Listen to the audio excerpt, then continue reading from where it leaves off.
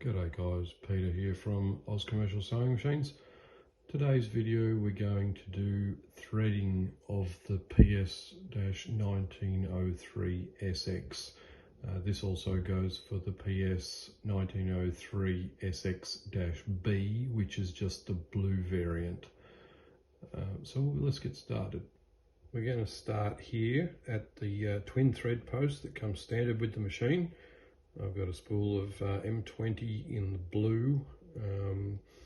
You'll find that on my website if you're in Australia.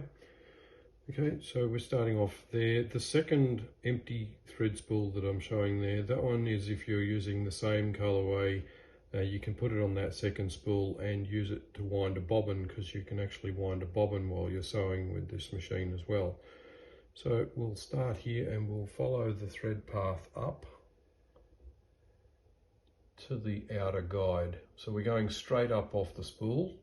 That just helps to pull it off the cross-wound spool smoothly. So we come up and through the back of the thread guide there, and coming out the front. Then we can follow the thread path down to our first thread guide, which is right there on the top of the machine. So once we get to this first guide here, we're going to come down and go in through the right hand side and out through the back. And then we're just going to come over the top and back in through this side and out the back. You can see how I've got that. Now I've only used 2 of the holes there. That all depends upon the thread that you're using and whether you need more friction on the thread before you go into the tension assemblies. I've found that most of my threads will only require either 1 or 2 holes, so I can manage the tension correctly with just that amount, because it's fairly soft thread. We use a polyester thread in our machines. So then we'll come over a little bit and we'll go into the pre-tensioner.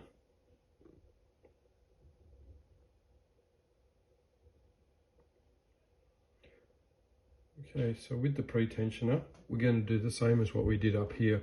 So what we do is we come across out of the back of this unit over here, and we come down and go straight in through the back here. Okay, you can sort of see what I've done there. I think the thread is quite fine to see. So I've gone through the back and come out here, and then wrapped around and gone through the bottom hole here, which then allows you to enter the thread between these tension discs. You can see where the thread is there. Okay, it has to be between these tension discs because this is what determines the length of the tail that comes out at the needle's eye after you've had a trim, because this is the only tension that's activating when the trimmer's working. All right, so from there you can see we've come down out of the tension assembly here, and you can see the thread there against the shiny silver. We're going to come down and go through this thread guide right here, which then directs us straight into the main tension assembly. When we come out of this guide here, which I showed you earlier, we're going to come down into the main tension assembly. Okay, now to be able to thread this piece correctly, we need to have the tension discs open. You can see that that's fairly well seated there, because it's hard to pull that through. Okay, so we're well and truly seated in there. But to be able to seat the thread correctly, you need to open the tension disc, which is done by either operating the knee lever. Okay, you can see that that's relaxed the tension discs there. Okay, or you can heel back on the foot pedal, and that will also do it. Okay, you can see the tension's relaxing there as well. You can see that I can pull that quite easily. Now, once I'm let that go and the tension resets, you can see that that's now tight. So now once that's seated, you can see, I'll start it from here. So the thread's coming out of the tension assembly. Now what we'll do, I'll just gather up a bit of thread here. Now you can see that what we'll do is come up and we'll go behind that spring. You can see we're behind that now, and we'll collect it, and okay, we've got that spring. Then we'll go underneath this thread guide and then in through this next thread guide, which keeps the thread out of keeps it from getting all mangled up with the take-up lever. So this thread guide here just keep the thread out of the way of the take-up lever and stop it from making a mess. If you miss those two, you could have issues with your thread getting all tangled up. All right, we'll go to the next step now. Okay, once you've come through this thread guide out of your main tension assembly, you're going to go straight up and into the eye of the take-up lever from right side to left side. Okay, you can see the hole that it goes in up there. It's a fairly decent size hole. The thread goes through there, no problem. And then we come out the other side.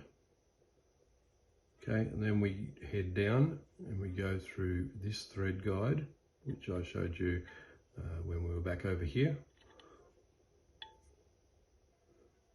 Then from this thread guide, we're going to go down into the thread nipper.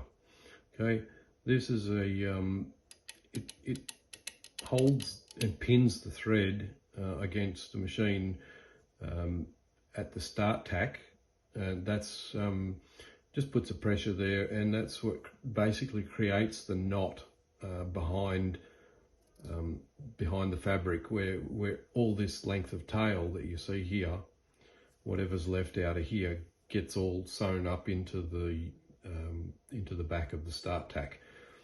Okay, so from here we're going to go, you have to be in it properly. Then we're going to go down into the needle bar thread guide. I'll see if I can zoom in a little bit there for you. Hang on a second.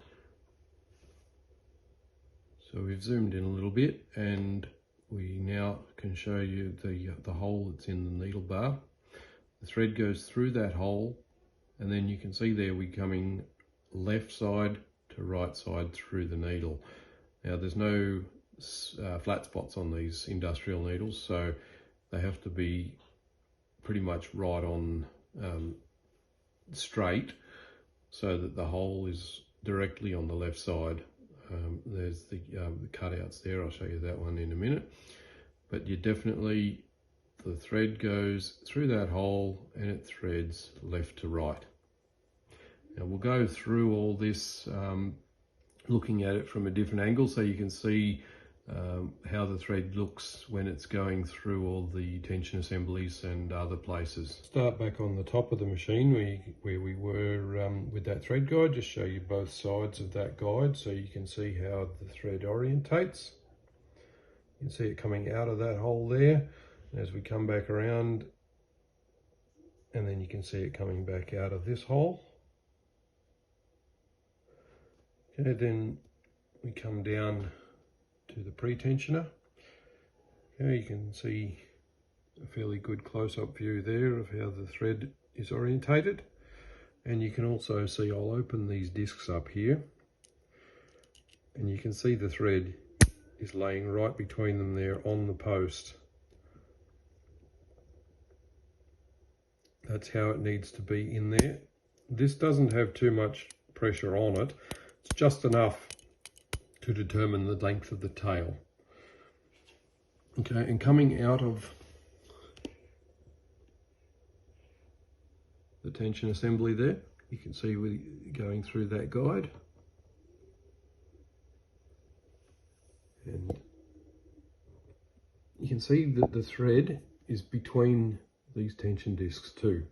Now I'll part the thread tension disc so you can see how much it opens, and it needs to do that so you can seat that thread properly.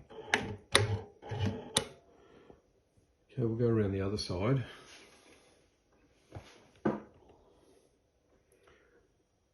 And have a look in this way. Right, so you can see the thread coming through over the back of this take-up spring. Okay, and then underneath here,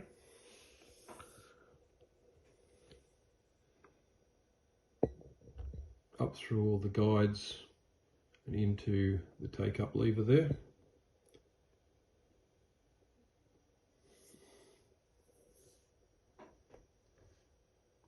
Out the take-up lever, into that thread guide on front, now into the nipper. Now I'll take a good view from the top there. You can see it's got a gap in there and a bit of a hook sort of thing here. It needs to be in that gap or it won't work correctly. Okay, so as long as you're in that gap and it's going to allow that nipper to grab the thread properly, you'll be fine.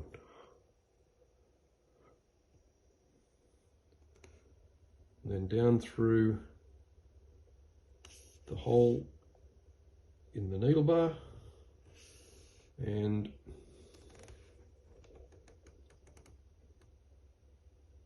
left to right threading on the needle. I hope this video has been helpful for you, and there will be more videos in this series on this machine. Just keep your eyes open on the playlist and we'll see you on the next video. Thanks for watching.